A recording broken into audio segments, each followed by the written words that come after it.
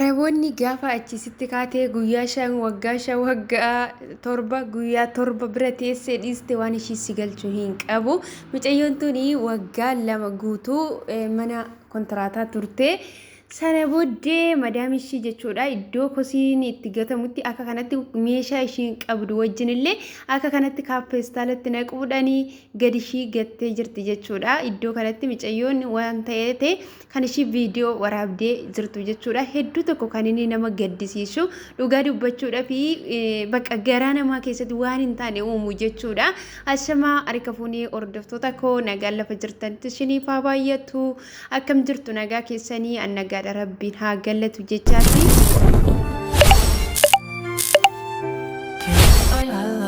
حتى ونو كورساس إرها حفوت هنو أراكن دفتني نورا بغنغان دفتني هنا دفو إسنين جريتين جرا سنين جرا بلوتاكو har'a jechuudha viidiyoo kanarraa shamarran biyya arabaa keessa jiraatanii waan guddaa akka irraa baratanii abdiin qaba jechuudha. Dhugaa dubbachuudha fi baay'ee dhuma tokko jechuudha kan nama gaddisiisu ilmoon namaa akka kosiitti kan bakka kosiin gatamutti kan ishii gadi gatamteetoo jirtu biyya ofiirratti irraa ba'anii silumayyuu ulfinni hin jiru.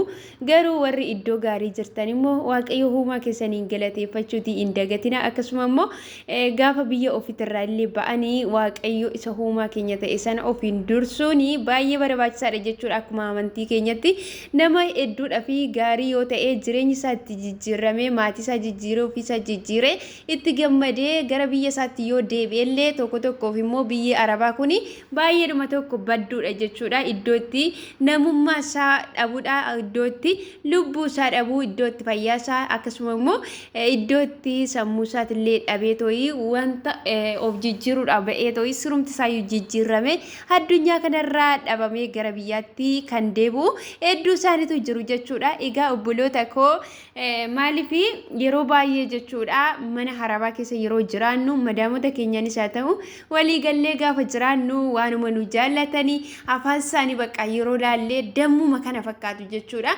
Garuu ammuma gaarummaa nuuf oolan sana badiisa guyyaa takkitti yookiis immoo dogoggora yeroo takkitti walitti bu'aniini kan isaanii fuudhanii waan hin taane namarratti raawwatan jechuudha. Yeroo baay'ee na bira turte, yeroo baay'ee mana koo keessatti naaf amanamte, yeroo baay'ee ijoollee kootiif amanamte, mana koo qabdee siin hin jedhan jechuudha. Maaliif maallaqa yoo hojjetanillee hojjannillee jechuudha mana arabaa keessatti. Garuu amma jiru sanatti nuti garaa keenya qulqulluudhaan akka mana keenyatti kan nuti ilaallu malee akka mana hormaatti ilaallee wanta isaan qabanillee bakka akka kan namaatti ilaallee toon hojjannu jechuudha. Humna keenya guutuu garaa keenya guutuu waan isaan sin jaalanna gaafa jedhanillee waanuma akka sanatti nu jaallatan nutti fakkaata. Bakka baay'een keenya jechuudha akka maatii keenyatti illee kan laallu hin jira. Garuu hamma nuuf godha sana caala gaafa achi nutti ka'an immoo sana caala jechuudha kan isaan nu keessaa naqanii. Kanaaf gola arabaa keessatti of eeggannoo gochuun baay'ee barbaachisaadha isiniin jechuuti barbaada. Egaa obboloota kooyi keessuma jechuudha warri akka kanatti gatamanii warri dallaalaa hin taane irraan dhufanii akkasuma immoo seera qabeessa kan hin taane hiqaamallee kan hin hojjisiifamneefidha jechuudha. Kanaaf namoonni hiqaamaa hin qabne rakkina akkam akkamiitu isinirra ga'uuti akka danda'u viidiyoo kanarraa hin hubattu jedheeti yaada jechuudha. Maaliif namni karaa seera qabeessanii hiqaaman hojjetamee fi namni tokko jechuudha kontiraata keessa jira yoo ta'e waraqaa eenyummaa qaba yoo ta'e akka kanatti gadi hin gatamu jechuudha. Kanaaf duraan dursaa gaafa biyya keenyarraa baanu rakkinni hedduun biyya keenyarra wantoonni abdii nama kutachiisanii maatiin keenya dhukkubsachuutii danda'u. Akkasuma immoo jireenya maatii keenyallee ilaallee jireenya ofii keenya ilaallee barnootii keenyallee nuuf ta'uutii didee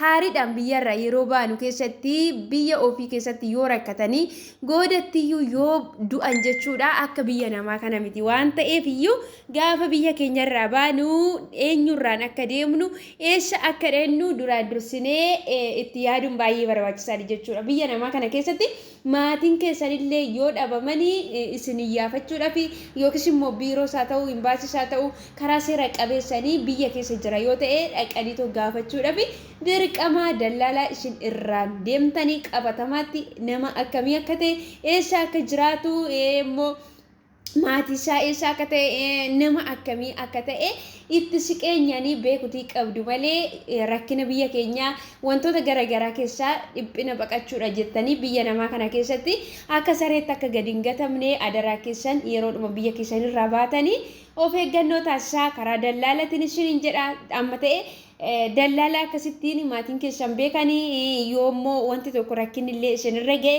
yoo gadi gatamtanis ta'e akkasuma immoo yootillee jechuudha miidhaan tokko mana jiraattan keessatti isin qaqqabee humnaanis haa ta'u kallattii kamiiniyyuu dallaalaa keessa sana biyya keessatti dhaqanii yoo qabsiifatan yookiis immoo biiroos haa ta'u imbaasiis haa ta'u kan biyya keessatti hojjetu sana dhaqanii seera yoo gaafatan maatiin keessan akka sanatti isin gargaaruutii danda'u waan ta'eef iyyuu adaraa keessanii gaafa biyya keessanirraa baatanii of eeggannoo taasisaa isiniin jechuuti barbaada.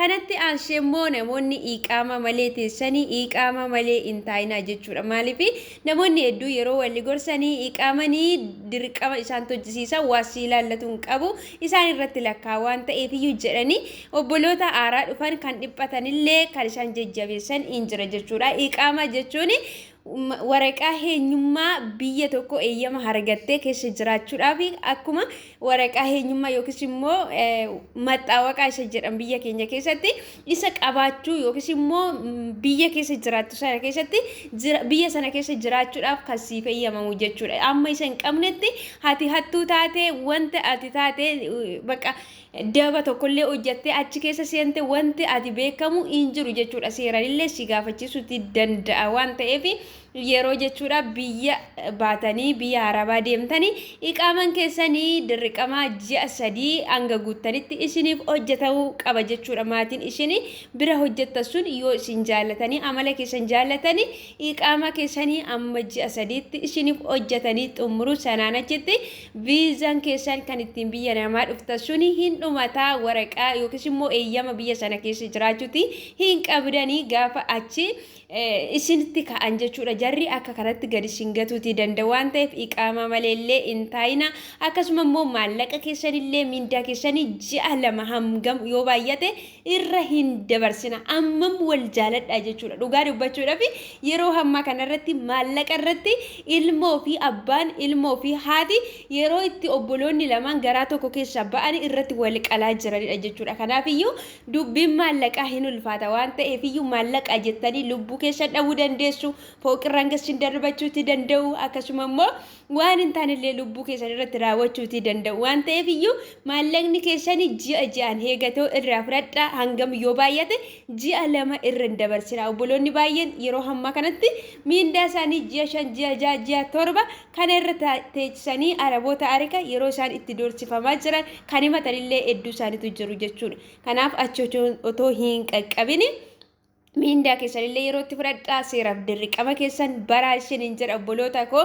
Waaqayyo obboleettii keenya kana immoo lafa ishiin jirtutti ishee gargaaru iddoo ishiin itti argamtullee micayyoon kun beeksistee hin jirtu isiniin jedha. Akkasuma immoo namoonni viidiyoo obboloota keenya yeroo rakkatanii karaa irrattis gatamanii argitanii adaraa keessa viidiyoo yeroo waraabdan keessatti iddoo isaan itti argamanii maqaa isaanii maqaa maatii isaanii iddoo naannoo isaan jiranillee akka sanatti qoradhaatoo gargaaruu barbaaddu yoo ta'e viidiyoo waraabaa isiniin jechuuti barbaada.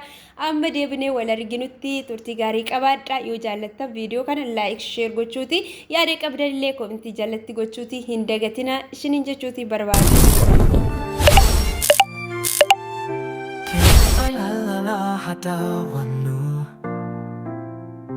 Korsas irra hafut hannu